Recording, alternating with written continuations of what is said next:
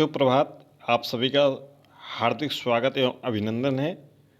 Professor Rajendra Singh रज्जू भैया विश्वविद्यालय प्रयागराज से संबंधित प्रयागराज, प्रतापगढ़, फतेहपुर, कौशाम्बी में स्थित व संचालित 740 से अधिक महाविद्यालयों के विभिन्न पाठ्यक्रमों के सम सेमेस्टर यानी कि जिसको हम इवन सेमेस्टर के नाम से जानते हैं, दूसरा, चौथा, छठा, आठवां और 10वां सेमेस्टर व वार्षिक परीक्षा बीए, बीएससी, बीकॉम तृतीय वर्ष की परीक्षाएं आपकी 11 मई से प्रारंभ हो रही हैं। ये परीक्षाएं 9 जून को संपन्न होंगी। जो विश्वविद्यालय द्वारा परीक्षा समय सारणी 4 जून को जारी की गई है। क्या संशोधन होगा, क्या नहीं होगा, परीक्षा केंद्र कब तक, एडमिट कार्ड कब तक, परीक्षा केंद्रों पर सख्ती कितनी रहेगी, इन सब के बारे में पूरा डिटेल से बात करेंगे। अगर आप चैनल पर पहली बार विजिट कर रहे हैं तो चैनल को ज़रूर सब्सक्राइब करके अपना प्यार सपोर्ट दीजिएगा। ये परीक्षाएं आपकी 26 कार्य दिवसों में 3 पालियों में संपन्न होंगी। अपनी पाली परीक्षा समय सारणी के अनुसार ज़रूर एक बार चेक कर लीजिएगा। अगर आपको नहीं समझ में आ रहा है तो हमने पाठ्यक्रम वाइज वीडियो चैनल पर अपलोड किए, तो आप चैनल पर विजिट करके देख सकते हैं। 17 मई, 27 मई, 30 मई व 31 मई को कोई परीक्षा नहीं है। कारण क्या है? 17 मई को रविवार के दिन कोई परीक्षा नहीं रखी गई है। 27 मई को बकरीद का पर्व है, इसलिए कोई परीक्षा नहीं रखी गई है। 31 मई को उत्तर प्रदेश संयुक्त बीएड प्रवेश परीक्षा 2026 का आयोजन होना है, जिसके लिए विश्वविद्यालय को इस मंडल का नोडल केंद्र बनाया गया है। तो उन परीक्षाओं की तैयारियों के लिए 30 को भी कोई भी परीक्षा नहीं होगी और 31 को संयुक्त प्रवेश परीक्षा ही है। इसके अलावा अन्य रविवारों पर भी परीक्षाएं आयोजित की गई हैं। इसमें कोई नई बात नहीं है। विश्वविद्यालय या कोई भी विश्वविद्यालय हो, रविवार को भी परीक्षाएं इसलिए आयोजित करवाते हैं ताकि परीक्षाएं जल्द से जल्द संपन्न हो सके। अब किसमें परीक्षाओं में परिवर्तन हो सकता है, जिसके लिए अभ्यर्थी, परीक्षार्थी, छात्र छात्राएं लगातार कमेंट्स कर रहे हैं। 16 मई के लिए कुछ कमेंट्स आए हैं। उनका एलटी ग्रेड का मुख्य परीक्षा लगा हुआ है। 21 और 24 मई को 21 मई को उत्तर प्रदेश अधीनस्थ सेवा चयन आयोग द्वारा लेखपाल की परीक्षा आयोजित की जानी है। 24 मई को सिविल सर्विसेज की प्रारंभिक परीक्षा है, संघ लोक सेवा आयोग द्वारा आयोजित होती है।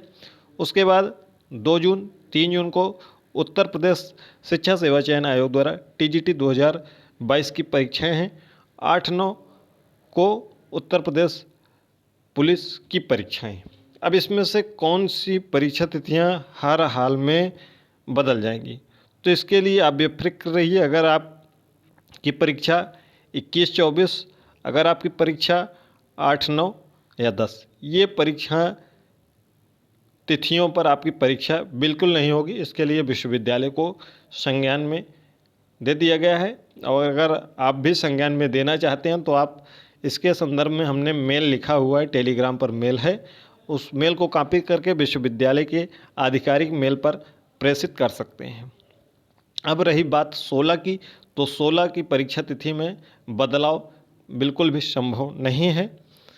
अब अगले बात करते हैं कि 2 और 3 जून को जो हमने विश्वविद्यालय को संज्ञान में लिया है वह केवल और केवल एलएलबी द्वितीय सेमेस्टर, एलएलबी चतुर्थ सेमेस्टर व एमएससी रसायन विज्ञान द्वितीय सेमेस्टर की केवल परीक्षाएं टालने का अनुरोध किया है, क्योंकि टीजीटी में वही अभ्यर्थी शामिल होते हैं जो बीएड 2022 के पहले किए होंगे। यानी कि अगर आप ग्रेजुएशन कर रहे हैं तो आपको टीजीटी से कोई मतलब नहीं। अगर आप वर्तमान में बीएड कर रहे हैं तो टीजीटी से कोई मतलब नहीं, क्योंकि आप टीजीटी तो आप फॉर्म कहाँ फिलअप किया, आप तो बीएड कर रहे हैं अभी ना। तो केवल इनके लिए जो एलएलबी यानी कि बीएड कभी पहले किए होंगे, हो सकता है कि एलएलबी कर रहे हों, ये उच्च कक्षाओं की बात कर रहे हैं, तो इसके लिए विश्वविद्यालय को संज्ञान में लिया गया है। यदि आपको भी कोई डाउट है कि इन परीक्षा तिथियों पर परीक्षाएं नहीं होनी चाहिए तो आप विश्वविद्यालय को मेल कर दीजिए। अगर आप विश्वविद्यालय के आसपास में हैं तो परीक्षा नियंत्रक महोदया को इस संदर्भ में ज्ञापन जरूर दे दीजिए, चाहे वह आपसे ना मिलें, लेकिन आप डाक में जमा कर सकते हैं विश्वविद्यालय जाकर, ताकि जो संशोधित परीक्षा समय सारणी जारी हो उसमें आपकी परीक्षाएं न आयोजित की जाएं। इसके अलावा 10 को तो परीक्षा है नहीं, लेकिन 10 को लिए इसलिए बोला जा रहा है कि अगर जब ये तिथियां आपकी बदलेंगी ये, और फिर 8-9 को, तो ये 10 को भी चली जाएंगी, तो फिर ये 4 दिनों की परीक्षाएं जो हैं इसमें बदलाव हो जाएगा। बदलाव जब होगा तो ये समय सारणी थोड़ा सा आगे पीछे हो जाएगी 20 तारीख की बात की, ठीक है। तो ये जैसे 21 को जो परीक्षा हो सकता है वो 22 को हो जाए, फिर 22 वाली परीक्षा 23 को हो जाएगी, फिर 23 को हो जाएगी, 23 वाली परीक्षा आपकी 25 को चली जाएगी, ठीक है। तो ऐसे ऐसे बढ़ते हुए चली जाएगी, तो ये परीक्षा आगे चली जाकर 11 जून 12 जून को भी हो जाएगी, फिर 13 जून को एएलटी की मुख्य परीक्षा कुछ विषयों की, और 14 को जीआईसी प्रवक्ता है। तो इसके लिए भी आप ज्ञापन दे सकते हैं कि 14 को जीआईसी प्रवक्ता है, उस दिन परीक्षा ना लगाई जाए। अगर आप उससे संबंधित हैं तो ये परीक्षा आपकी कुल मिलाकर चली जाएगी 15-16 जून तक जा सकती है, अगर विश्वविद्यालय आपके अभ्यर्थन पर जो आप ज्ञापन देंगे उस पर अगर विचार करते हैं तो। अगर इसको विश्वविद्यालय को संज्ञान में जरूर लाएं, खास तौर पर जिनका भी 2 और 3 को परीक्षा है। अगर टीजीटी में आप शामिल हो रहे हैं तो संज्ञान में लाएं, अगर नहीं शामिल हो रहे हैं तो संज्ञान में लाने की आवश्यकता नहीं है। परीक्षा अपने नियत समय पर हो जाएगी तो बेहतर होगा। परीक्षा कार्यक्रम, संशोधित परीक्षा कार्यक्रम और परीक्षा केंद्रों पर आज या कल परीक्षा समिति की अंतिम बैठक होगी, जिसमें आपका परीक्षा केंद्र लगभग बन चुका है। फाइनल मुहर लगना है, आज या कल फाइनल मुहर लग जाएगी और आपका परीक्षा केंद्र जारी हो जाएगा। जैसे ही फाइनल मुहर लगेगी वैसे ही जारी हो जाएगा। उसके बाद संशोधित कार्यक्रम भी आजकल में हो सकता है, तो आज आप जाकर जरूर विश्वविद्यालय को इस बारे में संज्ञान ले लें, ठीक है। इसके लिए हमने मैटर पूरा लिखा हुआ है, टेलीग्राम पर उपलब्ध है। तो आज या कल, यानी कि आज 6 मई है, तो 6 मई या 7 मई को आपका परीक्षा केंद्र और संशोधित कार्यक्रम पर परीक्षा समिति की फाइनल बैठक हो जाएगी। यह टेलीग्राम चैनल है, इससे ज़रूर जुड़ जाइएगा ताकि आपको हर एक इन्फॉर्मेशन मिल जाए। यहाँ पर जो प्रकार की मिल जाती है, पीडीएफ वगैरह भी उपलब्ध है। अगर आप टेलीग्राम नहीं चलाते हैं तो आप व्हाट्सएप चैनल से भी जुड़ सकते हैं। इसके अलावा आप सभी से विनम्र निवेदन है कि परीक्षा के दौरान आपसे जो भी आपके साथी मिलें, इस यूट्यूब चैनल के बारे में उन्हें ज़रूर संज्ञान में लाएं, ताकि यह यूट्यूब चैनल जब परीक्षाएँ संपन्न हो तो 50,000 की संख्या को पार कर लेगा। अगर आप सब चाह लेंगे तो ये निश्चित रूप से 50,000 की संख्या निश्चित रूप से ज़रूर पार कर लेगा। तो ये संख्या के लिए आप सब ज़रूर प्रयास करिएगा, ताकि हम आपके लिए हर एक इन्फॉर्मेशन और जल्दी से जल्दी ला सकें, क्योंकि जितना ही संख्या बढ़ती जाती है उतना ही सटीक इन्फॉर्मेशन लाने का दबाव हमारे ऊपर बढ़ता है, और ही सटीक इन्फॉर्मेशन लाने का पूरा प्रयास किया जाता है। इसीलिए बीच बीच में देखते होंगे आप, शिक्षक भर्ती संबंधित वीडियो इसलिए आ जाती है क्योंकि आप लोग कभी कभी दिलचस्पी बहुत कम लेते हैं। तो जितना संख्या रहेगी तो दिलचस्पी छात्र कुछ ना कुछ लेंगे, और जैसे ही लेंगे तो ऑटोमेटिक ज़्यादा से ज़्यादा छात्रों तक सही इन्फॉर्मेशन मिल पाएगी। तो उम्मीद पूरी है कि आप सभी सपोर्ट हमारा ज़रूर करेंगे। ये आपका चैनल है, आपका परिवार है। आप अपने परिवार को बढ़ाने के लिए थोड़ा बहुत अगर प्रयास करेंगे, हर एक छात्र 5 से 10 अभ्यर्थियों, परीक्षार्थियों, छात्र छात्राओं को यूट्यूब चैनल के बारे में बताएगा, तो निश्चित रूप से यह संख्या परीक्षा के बाद 50,000 जरूर पहुंच जाएगी। और पूरी उम्मीद है कि आप सभी निराश नहीं करेंगे। निश्चित ही ये परीक्षा जैसे ही संपन्न होगी जून में, तो यह संख्या 50,000 दिख जाएगी। यह सभी आप सभी के सहयोग से ही संभव हो पाएगा।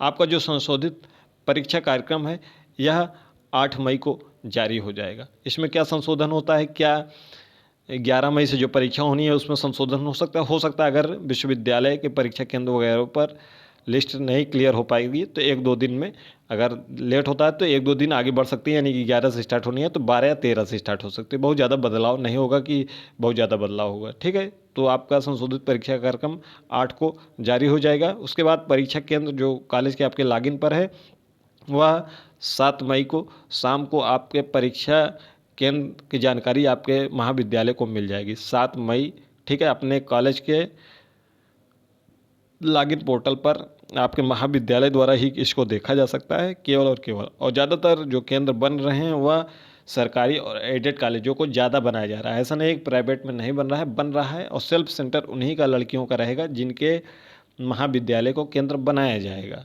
तो केंद्र कम संख्या में बनाए जाएंगे, नकल पर लगाम कसने की पूरी कोशिश की जाएगी ताकि जो भी विद्यार्थी नकल के भरोसे पास होते हैं वह न पास पाएँ। और आप सभी से ये एक उम्मीद है कि आप सभी एक बेहतरीन छात्र छात्रा होने के नाते जो भी आपने विगत 3-4 महीने में ज्ञान अर्जित किया है उसी का उपयोग करते हुए और बेहतरीन कापियाँ लिखेंगे। इस बार विश्वविद्यालय को मुंह तोड़ जवाब देंगे, क्योंकि विश्वविद्यालय द्वारा पिछले सेमेस्टर में जो जिस तरीके से कापियों का मूल्यांकन बेहद ही घटिया ढंग से किया गया है, उसका जवाब आप इस सेमेस्टर में बेहतरीन ढंग से उत्तर पुस्तिका को लिखकर निश्चित रूप से जवाब विश्वविद्यालय को देंगे। और आपका एडमिट कार्ड कब तक आएगा इसके बारे में भी बता दें। जो एडमिट कार्ड आएगा, कई परीक्षार्थी पूछ रहे थे कि बैक का एग्ज़ाम कब होगा या ईएक्स का एग्ज़ाम कब होगा। देखिए, जो डेट आती है वो रेगुलर और बैक सबके लिए साथ ही में आती है, ठीक है। अगर सिलेबस में अंतर है जिससे 2023 और 2025 का, तभी अलग होगा। अगर 2025 ही लिखा है तो पिछला कोई भी आपका बैक लगा हो रेगुलर के साथ में होगा और वही सिलेबस रहेगा, ठीक है। तो अगर बहुत ज़्यादा डिफरेंस होता है तो सिलेबस तो पिछला सिलेबस चलता है, अन्यथा वही चलता है जो रेगुलर का है। तो उसके लिए बार बार मत पूछिएगा। एडमिट कार्ड कब तक आएगा? देखिए, समर्थ पोर्टल से आप एडमिट कार्ड डाउनलोड कर सकते हैं, जो भी द्वितीय सेमेस्टर के रेगुलर के छात्र हैं समस्त पाठ्यक्रमों के, ठीक। विश्वविद्यालय की वेबसाइट से केवल वह डाउनलोड कर सकते हैं जिनका किसी भी पाठ्यक्रम में किसी भी विषय में बैक लगा था या भूतपूर्व छात्र यानी कि फेल थे और उन्होंने बैक फार्म या भरा है, ठीक है। ये विश्वविद्यालय की। बाकी सभी कॉलेज से इनका भी द्वितीय सेमेस्टर का भी मिलेगा, आप पोर्टल से भी डाउनलोड कर सकते हैं। एडमिट कार्ड का शुल्क 0 रुपये है। किसी भी प्रकार की शुल्क देने की किसी भी महाविद्यालय में आपको आवश्यकता नहीं है और न ही नकल के लिए एक भी पैसा देना है। आप अपने जो ज्ञान अर्जित किए हैं उसी बिहाफ पर लिखने का पूरा प्रयास करिएगा ताकि इस नकल पर लगाम लग सके। कॉलेज से द्वितीय सेमेस्टर के अलावा चतुर्थ सेमेस्टर, छठा सेमेस्टर, 8वां सेमेस्टर और 10वां सेमेस्टर का एडमिट कार्ड कॉलेज से ही मिलेगा रेगुलर का। इसके लिए केवल और केवल कॉलेज से ही संपर्क करिएगा और एडमिट कार्ड के लिए कोई भी शुल्क नहीं लगता है।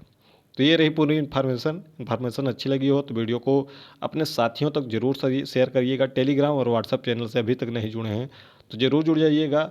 और यह संख्या परीक्षा के बाद पूरी उम्मीद है आप सभी से कि आप सभी निराश नहीं करेंगे, ताकि हम और भी आगे आपके लिए कक्षाएं वगैरह ला सकें, क्योंकि कई अध्यापकों का संपर्क स्थापित हो रहा है उससे और कई क्लासेज अगले सत्र 2026-27 से हम चलाने का प्रयास करेंगे। लेकिन आप सभी सपोर्ट करेंगे, क्योंकि जो भी अध्यापक जुड़ रहे हैं वह यही कह रहे हैं कि अभी यूट्यूब पर थोड़ी सी संख्या और आप बढ़ा लीजिए ताकि जब भी कोई क्लासेस चलें तो अधिक से अधिक छात्र लाभान्वित हो सकें। तो ज़्यादा से ज़्यादा छात्रों को शेयर कर दीजिएगा। और BA BSc BCom BBA BCA द्वितीय सेमेस्टर का जो बहुविकल्पी प्रश्न पत्र है उसको, और BA BSc BCom BBA BCA चतुर्थ सेमेस्टर का जो बहुविकल्पी प्रश्न पत्र है उसको, BA BSc BCom छठे सेमेस्टर का बहुविकल्पी प्रश्न पत्र जो है 9 जून को होना है। थोड़ा सा भी आगे बढ़ेगा भी, उसमें UPP परीक्षा है। तो इसके लिए क्लासेज हम जल्द ही पूरा उपलब्ध कराते चलेंगे। आप धीरे धीरे क्लासेज को करते रहिएगा। मिलते हैं अगली वीडियो में।